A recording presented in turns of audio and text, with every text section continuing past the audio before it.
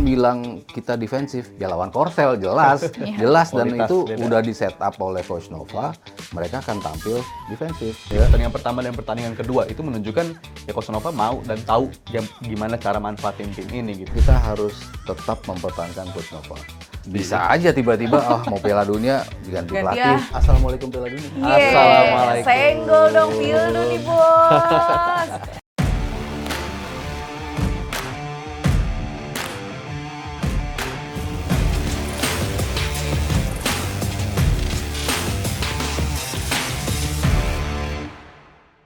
Hai teman nalar, selamat datang kembali di Tiki Taka, ngobrol bola pakai nalar. Kita kembali setelah liburan.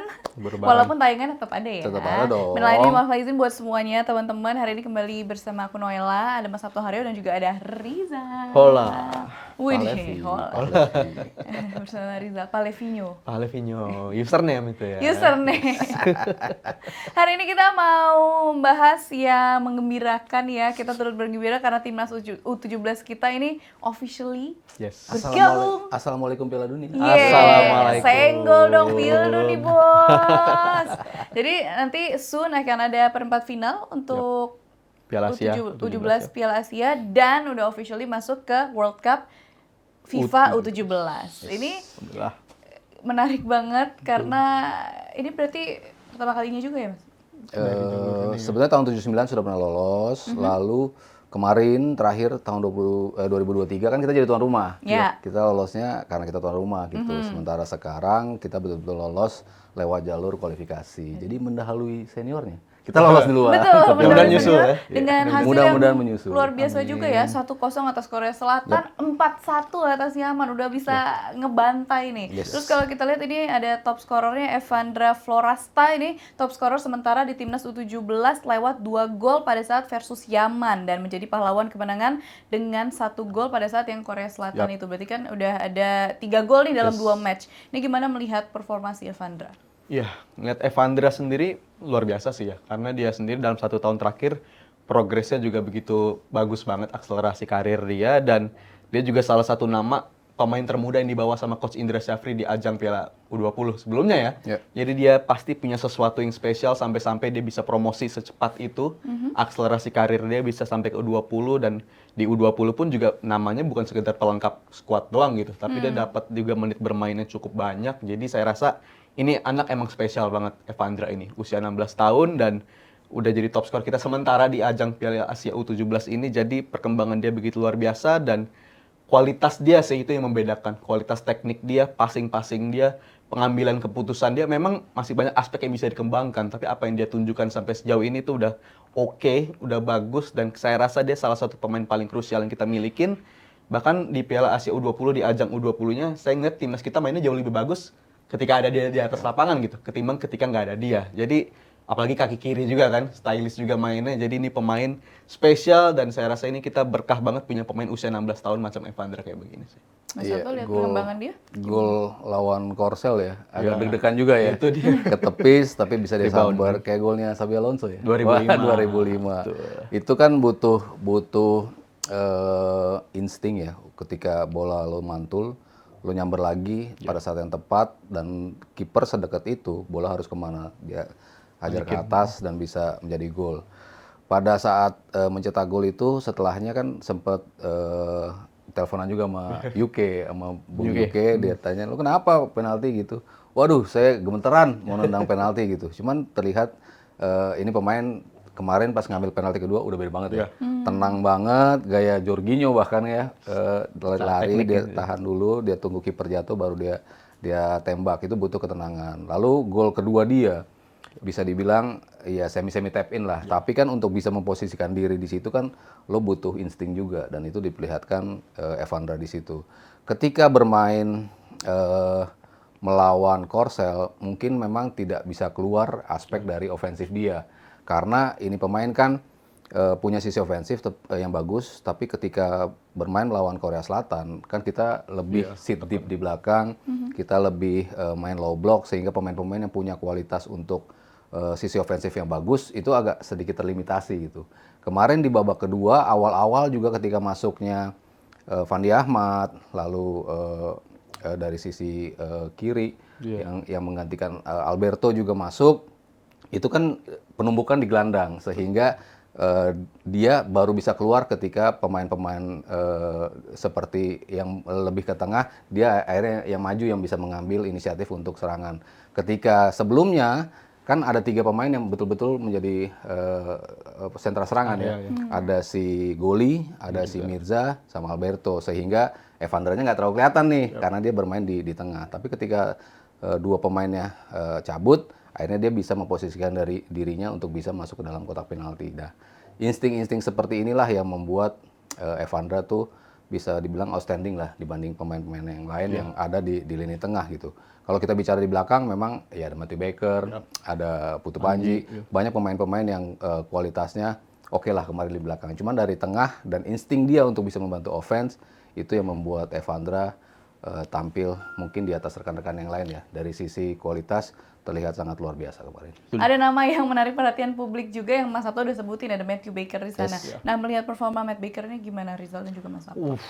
Matthew Baker ini sebelum turnamen Piala Asia atau kualifikasinya dimulai sempat jadi perbincangan juga ya, karena dia namanya didaftarin juga sama timnas Australia dan dia akhirnya lebih memilih untuk membela timnas Indonesia. Waktu itu saya mikir, oh berani juga nih dia. Padahal peluang untuk main di Piala Dunia kan lebih besar notabene bagi Australia gitu. Tapi dia yakin untuk pilih kita dan kualitas dia memang bagus banget dan itu reward juga bagi dia gitu untuk ngasih kepercayaan ke kita. Dan performa dia memang oke sih ya. Saya ngeliat dari kualitas bertahan dia dari momen di tahun lalu Piala AFF U16 kita jadi walaupun kita peringkat ketiga saat itu, tapi dia performa dia sampai sekarang pun terus meningkat gitu Matthew Baker ini, dan peran dia di 3 di belakang.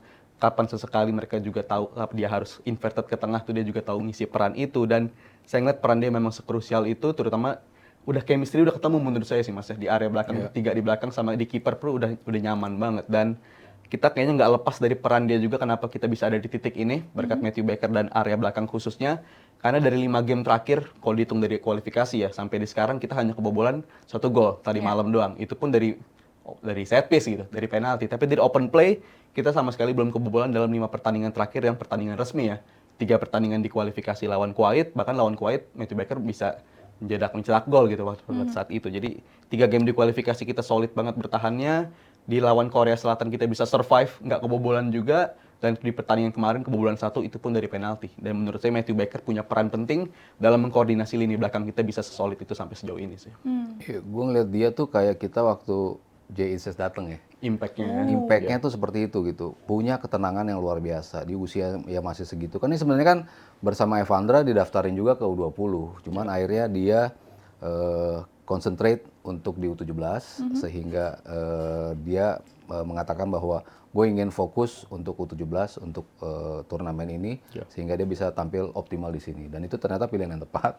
Dia tampil sebagai jenderal di lini belakang. Tadi Rizal udah bilang ini pemain defense setupnya rapi banget ya, terutama koordinasi antara Gaza dan juga Putu Panji gitu. Bertiga tuh tahu banget kalau di usia mereka main 3 back itu kan nggak gampang ya. Main 3 back, bahkan di senior aja 3 back masih keteteran gitu kan. Yang biasa bermain dengan 4 back harus bermain dengan 3 back. Kalau nggak punya understanding dan juga commanding di lini belakang yang bagus, itu nggak mungkin bisa tampil dengan lugas seperti itu. Tapi Matthew Baker nunjukin ya memang dia punya kualitas yang luar biasa. Ketenangan yang pasti menjadi atribut paling oke dari seorang Matthew Baker. Ini pemain kayaknya mau dipres kayak apa, dia tenang aja bisa keluar, dia tenang bisa ngoper bola, opsi operannya juga jarang salah, bola-bola jauh pun dia bisa. Tadi Rizal bilang lawan Kuwait dia juga mencetak gol, bola-bola dari set piece sepak pojok dia juga bisa manfaatin itu.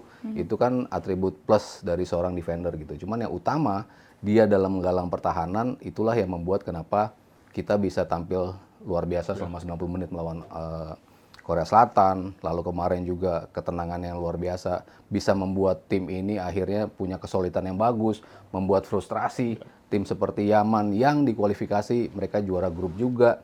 Ini nunjukin betapa besar presence dari seorang Matthew Baker. Jadi ya keputusan dia untuk tampil di U17 bagi Indonesia, keputusan yang tepat buat dia karena dia akhirnya bisa membawa kita juga ke Piala Dunia. Dan buat kita jelas berkah banget gitu. Sangat. Seorang pemain yang punya keterangan luar biasa. Karena kan yang dibutuhkan seorang defender adalah ketenangan dan juga chemistry di antara pemain-pemain yang layak, dan itu bisa dihadirkan sama Matthew Baker. Dan dia kan nggak cuma jadi bagian dari pemain timnas U17 kita aja ya, tapi dia juga bermain abroad di Melbourne City U18. Padahal kayak Mas Sato bilang ini usianya masih belia banget, baru 15 tahun. Nah, kalau kita lihat pemain-pemain yang menonjol di timnas U17 kita sekarang, kira-kira siapa nih menurut Rizal dan Mas Sato yang cocok buat bermain abroad juga kayak si Matt Baker? Saryo. Siapa ya Mas? Masing-masing punya kualitas yang berbeda ya. Kalau kita bicara ketenangan lini belakang, ya Putu Panji sih punya ya, ketenangan. Gaza juga cukup baik dalam bertahan. Kita punya winger, kemarin Daniel di sisi kiri, lalu Fabio di sisi kanan. Masing-masing punya keunikan tersendiri dalam approach ke menyerang dari sisi flanks. Tapi di tengah, kalau yang punya kemampuan untuk bisa menggalang dan juga menjaga kestabilan di tengah, ya Evandra lah ya. Itu menjadi salah satu pemain yang bagus. Tapi kalau saya lihat sih, dari sisi kengototan, kengocolan, keberanian, Goli sih. Goli itu salah satu pemain yang punya potensi besar. Kemarin ketika dia mencetak gol pertama, itu kan insting seorang pencetak gol tanpa melihat gawang, dia udah tahu gawangnya ada di mana posisi kiper, di mana gua harus melakukan tendangan itu semi placing, tapi cukup keras. Dan kedua juga golnya datang juga dari assist dari si Goli juga gitu. Jadi ini pemain yang punya kemampuan nge-break lini pertahanan dengan baik, bisa menjadi seorang defender pertama dalam sebuah skema transisi. Itu kan yang bisa menghadirkan gol pertama kita juga. Ada bola scrimmage di depan, tapi dia bisa mencium.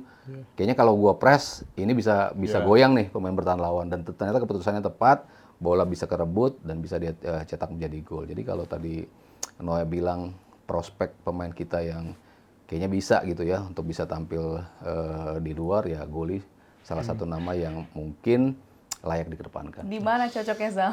Aduh, negara-negara Asia mungkin bisa kali Asia dulu Liga ya. Asia. Karena ini pemain belia banget gitu. Kayak tadi Matthew Baker usia masih segitu, habis itu Evandra 16 tahun, tapi pengalamannya udah segitu. Jadi kalau untuk abroad, mungkin aspek yang menarik liga-liga di Asia. Atau emang kalau nggak abroad sekalipun, saya justru lebih tertarik mereka bisa secepat apa akselerasinya atau prospek mereka untuk tembus di tim-tim di klubnya masing-masing gitu. Karena itu jadi aspek yang menarik juga kan. Nggak harus abroad, tapi kalau mereka ternyata sebelum menginjak usia 20 dapat kepercayaan. Kayak contoh mungkin kalau seniornya Donitri Mas ya. Donitri udah beberapa kali muncul ini kan di tim mereka juga klubnya gitu. pemain yang bermain di klub di Liga 1 juga. Goli kan di Persija, lalu Fandi Ahmad juga di Persija. Persija banyak ya. Iya, Evandra di Bayangkara, si Mirza di Persik Kediri. Sebenarnya banyak pemain-pemain yang kualitasnya cukup mumpuni lah untuk dikasih jam terbang untuk tampil di Liga 1 gitu. Kan kita berandai-andai ya kalau mereka bisa tampil di luar karena memang di usia mereka gak ada kompetisi aja, nggak ada kompetisi secara reguler. Makanya kan ketika mereka tampil di EPA atau Elite Pro Academy itu kan baru tampil di Oktober.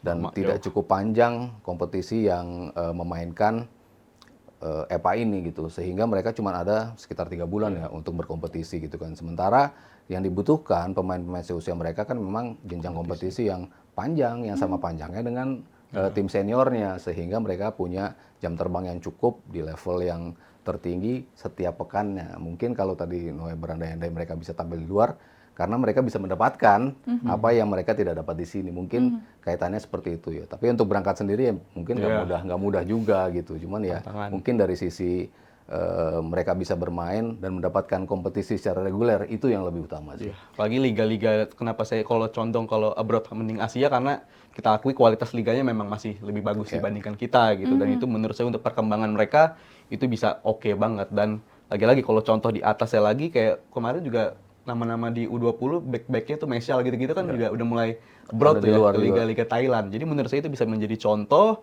Dan Liga Thailand sendiri udah banyak contoh abang-abang kita tuh, pemain-pemain timnas sudah tampil di sana gitu. Jadi liga-liga seperti itu menurut saya akan sangat ideal banget, karena tadi Mas Ardo juga udah menjelaskan jangan sampai nih pemain lebih banyak main untuk timnas kelompok umurnya ketimbang kompetisi di klubnya gitu. Karena perkembangan mereka ini bakal menarik banget, dan apalagi turnamen-turnamen udah menanti mereka bukan turnamen yang kecil-kecil lagi gitu. Turnamen Piala Dunia udah menunggu di akhir tahun. Jadi kompetisi itu penting banget, dan mereka akselerasi mereka harus kita perhatikan juga kalau Obrol syukur-syukur dapat di tim-tim semacam abang-abangnya di Thailand itu, atau ya promosi ke tim seniornya di liga, itu bakal jadi prospek yang sangat memajukan bagi para pemain ini juga pastinya. Ini kalau kita lihat performa mereka di bawah pelatihan Coach Novarianto kan kita lihat cara mainnya bermain bertahan. Nah, netizen ini banyak yang bilang gadang-gadang bahwa ini permainannya mirip sama permainan Coach Shin. Nah, tapi kalau kita lihat pada saat laga melawan Yaman, walaupun kita nyaman di kan melawan Yaman, ini kita nyaman dengan gol 2-0 kan di babak pertama. Cuman setelah penalti dari Yaman kan itu ada sempet kayak kehilangan kontrol sedikit tuh. Nah, kira-kira apa yang masih menjadi PR bagi Coach Nova nih? Ini tim yang kalau kita bicara usia segini sebetulnya sudah mendapatkan jam terbang yang cukup banyak ya. Ini tim sudah dibentuk cukup lama dan lalu mereka sudah berapa kali TC, kalau kita hitung rata-rata pemain sudah bermain belasan kali ya. Artinya untuk level segini mereka sudah mendapatkan jam di timnas yang cukup banyak. Dan saya suka Nova adalah dia tahu betul karakter setiap pemainnya. Dia tahu siapa yang harus bermain di starting 11, siapa yang layak menjadi pengganti, berapa menit mereka layak bermain sebagai pemain pengganti, siapa yang harus diganti, kontribusi apa yang akan diberikan setiap pemain yang menjadi pengganti, itu kan top notch semua tuh. Dari Braga Korsel, pemain-pemain yang masuk memberikan kontribusi yang berbeda. Lawan Yaman kemarin, kalau mau ngukur orang bilang kita defensif, ya lawan Korsel jelas, jelas dan Kualitas itu beda. udah di set up oleh Coach Nova, mereka akan tampil defensif karena mereka tahu Korsel punya kemampuan possession base yang luar biasa. Kalau kita ladenin dengan mencoba bermain seperti Yaman di babak pertama, habis kita karena kita tahu Korea Selatan punya kemampuan yang seperti itu. Mungkin pendekatan yang tadi Noah bilang mirip Sintayong adalah ketika bertemu tim yang levelnya memang di atas mereka. Ya mau Korsel- nggak mau berarti emang harus iya, bertahan ya, ada Mas? adjustment. Justru ketika kita bicara sebuah turnamen, kalau kita bicara laga kualifikasi, ya memang kita harus tahu betul lawan kita siapa, strategi seperti apa yang akan kita mainkan di laga-laga itu. Nova tahu betul lawan Korea Selatan kita harus main seperti apa, dan betul keputusannya. 90 menit Korea nggak bisa ngapa-ngapain, nggak ada peluang yang bisa dibilang 100% ya. Peluang setengah peluang lah, peluang-peluang Korea Selatan. Dan juga positioning pemain-pemain bertahan kita begitu bagus, ditambah juga lini tengah juga ngebantu pertahanan. Tapi ketika lawan Yaman, kita menjadi tim yang sangat berbeda ketika kita lawan Korea Selatan. Positif banget. Ini yang saya tunggu juga ketika setelah main bertahan, bisa nggak kita menguasai permainan? Karena Yaman bagus dalam counter juga. Dan ternyata bisa kita nguasain bola, kita possession base dari bawah, kita nge-build serangan dari bawah, kita kontra pressing dari atas, dan bisa mendapatkan 2 gol di awal. Itu suatu bukti bahwa ternyata di kantongnya Nova banyak strategi juga, nggak cuma dari sisi pertahanan gitu, dari sisi possession base kita juga bisa melawan tim yang kira-kira seimbang lah, mungkin di bawah Korea Selatan gitu, tapi kita seimbang ketika bertemu Yaman, dan akhirnya strategi itu keluar. Tadi Noe sempat tanya juga, kayaknya sempat menurun tuh dari sisi permainan, karena memang Yamannya ngepresnya luar biasa tuh. Ada pergantian yang dilakukan langsung di menit ke-46 alias babak kedua baru mulai. Masuknya Fandi Ahmad dan juga di sisi kiri siapa namanya lupa ya. Yang nomor 17 ya, nomor 17 masuk di sisi kiri. Itu ketika pressing mereka betul-betul keras, kita agak sedikit kaget juga, digugup nih mereka kita pressing, lalu dia dapat penalti pula gitu kan. Itu mungkin agak sedikit membuat shaky dari permainan kita. Cuman begitu sudah balik lagi ke form terbaiknya, ke form normalnya, balik lagi. Yaman nggak bisa ngapa-ngapain juga kan dalam skema 2-1 itu. Lalu akhirnya kita perlahan-lahan bisa menambah 2 gol lagi di akhir permainan. Kalau tadi Noah juga nanya apa yang perlu dibenahi, ya mungkin beberapa keputusan sloppy ya, dari operan-operan yang harusnya lebih aman, tapi akhirnya operan-operan itu menjadi operan-operan yang berbahaya ketika operannya tidak sampai. Padahal sebelum-sebelumnya tuh tidak terjadi. Jadi beberapa keputusan untuk melakukan operan-operan dalam tanda kutip seperti melihat bukan remeh ya, kayaknya operannya kayak gini aja deh. Tapi itu justru berbahaya dan akhirnya bisa diambil kesempatannya oleh Yaman. Mungkin di usia 17 sangat lazim terjadi ya. Maksudnya ini kan pemain-pemain masih meraba-raba apa kekuatan utama mereka, operan-operannya seperti apa, jadi masih naik turun dari sisi permainan. Cuman dari sisi mentality ini tim yang luar biasa ya.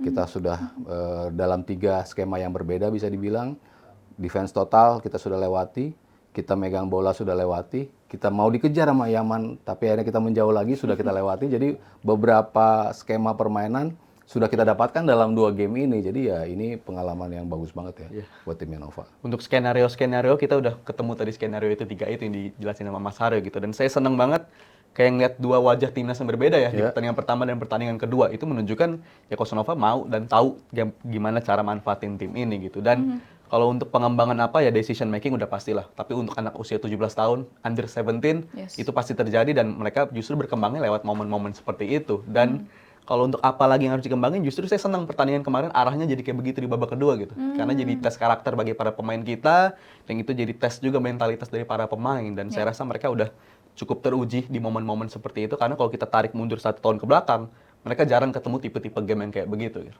Kebanyakan kita di Piala AFF peringkat ketiga, itu kebanyakan menangnya menang secara nyaman. Kita ngebantai lawannya, baru kita ketemu lawan sulit tuh saya inget di semifinal Australia ya, Piala AFF itu 5-3 ya. 5-3 skor, kita main dengan 10 pemain tapi bisa nyetak 3 gol ke gawang Australia yang akhirnya keluar sebagai juara. Jadi itu tes karakter dan itu ujian yang menurut saya cukup berat juga. Habis itu di kualifikasi lawan Kuwait, pertandingan ketat kita bisa menang tipis, itu ujian karakter juga. Dan kemarin ketemu lawan situasi yang kita udah unggul, terus lawan dapat momentum, kita berasa dikejar, kita bisa lulus juga dari ujian seperti itu. Jadi ini pelajaran yang sangat-sangat berharga untuk para pemain-pemain muda kita, bisa keluar dari situasi tertekan seperti itu.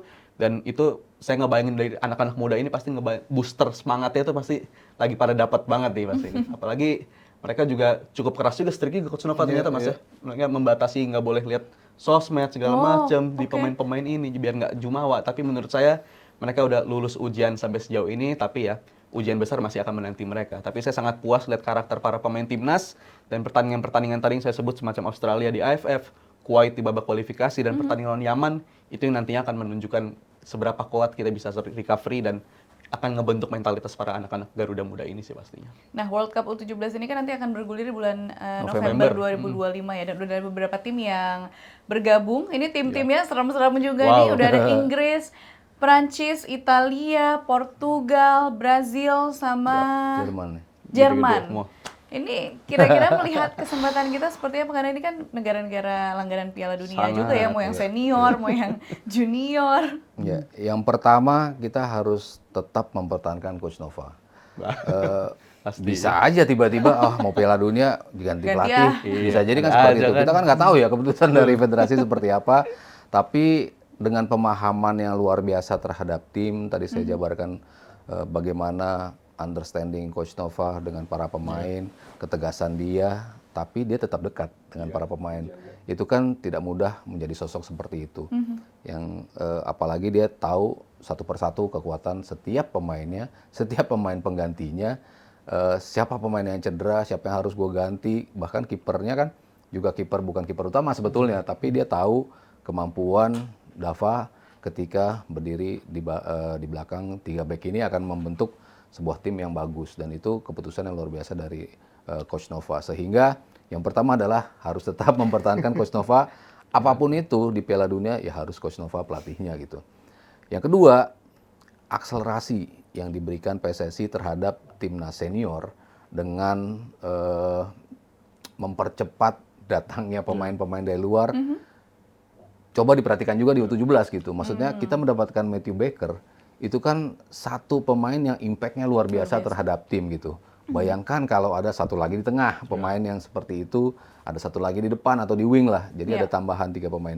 Kayak di Piala Asia U23, itu kan ada Jenner, ada Hubner, ada Nathan, sama Strike ya, ada Mas Strike. Pemain 4 ini pengaruhnya luar biasa terhadap the whole team surroundings-nya itu. Jadi bayangkan kalau kita sudah lolos ke Piala Dunia, tapi kan mumpung kita sudah lolos, mumpung kita sudah bisa mengalahkan tim seperti Korea Selatan, kenapa kita nggak satu step lagi, accelerate untuk bisa tidak hanya menjadi pelengkap di Piala Dunianya itu, tapi menjadi tim yang punya kesempatan untuk melaju keluar dari grup, untuk bisa melangkah bahkan mungkin ke semifinal. Ya impian terliar kita lah. Saatnya menjadi kuda hitam. Saatnya menjadi kuda hitam dengan waktu 6 bulan itu. Ya PSSI kalau bisa mencari Matthew Baker yang lain gitu loh untuk Iya. bisa membuat tim ini kompetitif melawan raja-raja tadi yang disebutkan oleh Noella gitu. Raja-raja Piala Dunia. Iya. Raja-raja itu, dan reaksi saya sih masih wow ya, kita tembus di Piala Dunia U17 tuh ngerasanya wow, karena di momen 2023 lalu ketika kita main di Piala Dunia tiap tuan rumahnya, saya mikir ngeliat kualitas tim-tim yang ikut di sana, wah ini kayak masih butuh waktu lama nih bagi kita untuk bisa Iya, tembus ke sana lagi, tapi ternyata Ternyata. di edisi selanjutnya kita langsung berada di sana lagi lewat jalur kualifikasi. Jadi itu menunjukkan wow banget gitu, saya masih ngerasa ini wow banget, dan pemain-pemain ini kan udah 1 tahun terakhir udah bekerja bareng sama Coach Nova juga ya. Jadi menurut saya sebuah keberkahan juga, ini pemain udah saling mengenal satu sama lain. Ini masih squad yang sama secara backbone ini dengan squad Piala AFF U16 di tahun lalu, yang mana kita mainnya juga bagus. Jadi untuk 6 bulan ke depan kurang lebih Piala Dunia, persiapannya harus lebih matang. Dan saya ngebayangin kalau untuk proses diasporanya seharusnya bisa lebih mulus ya kalau di kelompok-kelompok usia seperti ini, karena contoh kayak Matthew Baker kan, itu nggak perlu lewat proses-proses yang rumit-rumit segala macam, karena mereka masih punya hak untuk memilih keluarga negaraan ya gitu di umur-umur segini. Toh KTP juga belum pada punya itu U17 kayak begitu, jadi mereka punya kesempatan untuk memilih, dan saya rasa pastinya ini harus bisa diakselerasikan. Benar kata Mas Aryo, apa yang dilakukan di senior harus bisa dicontoh juga di junior, karena ini udah sedekat ini gitu. Kita udah lolos, bahkan udah bukan sedekat ini, kita udah lolos di Piala Dunia, dan itu harus diperhatikan akselerasi seperti itu. Karena saya yakin kualitasnya akan menaikkan level pemain-pemain timnas yang ada tanpa menghilangkan kontribusi mereka ya, karena meloloskan untuk mereka, tapi saya yakin ini akan menaikkan kelas kalau kita bisa mendapatkan kualitas-kualitas diaspora yang bisa menaikkan kualitas kita. Karena di level youth jaraknya itu memang nggak terlalu jauh ya. Iya, jenjangnya. Maksudnya kesempatan kita untuk bisa mengimbangi, bahkan maksudnya nggak kalah kelas jauh lah dibanding kalau kita tim senior kita ketemu tim senior Spanyol kan berat gitu kan. Tapi kalau di level juniornya ya mungkin nggak seganas itu juga gitu tim-tim yang lain gitu. Jadi kalau kita ada tambahan pemain ya bisa lebih punya kesempatan untuk bisa mengimbangi, bahkan bisa mengalahkan mereka gitu. Mungkin ini yang harus jadi, tadi saya bilang, pertimbangan. Kalau kita udah lolos, ya kenapa kita nggak sekalian mencoba yang terbaik untuk bisa berbicara di Piala Dunianya itu gitu kan. Bukan hanya menjadi tim yang lolos, pelengkap, dan terbantai, kan sayang juga gitu kan. Tapi memang euforia sepak bola Indonesia kita ini lagi luar biasa banget tahun ini ya. Karena ini sejalan semua. Timnas U17 kita masuk ke Piala Dunia, udah officially masuk. Dan di seniornya kita masih berjuang untuk bisa masuk lewat kualifikasi. Jadi pokoknya kita doakan yang terbaik selalu dan kita selalu dukung. Dan kita lihat terus ya Rizal dan Mas Sato perkembangan dari Timnas U17 kita sampai ke November nanti. Terima kasih. Teman Nalar, gimana? Apakah ada opini-opini lain? Silahkan ditulis di kolom komentar. Jangan lupa juga untuk like, share, dan subscribe YouTube channel Nalar Sport TV. Saya Noella, Mas Sabto Haryo, dan juga Rizal Palevi. Pamit, sampai jumpa di episode berikutnya. Bye!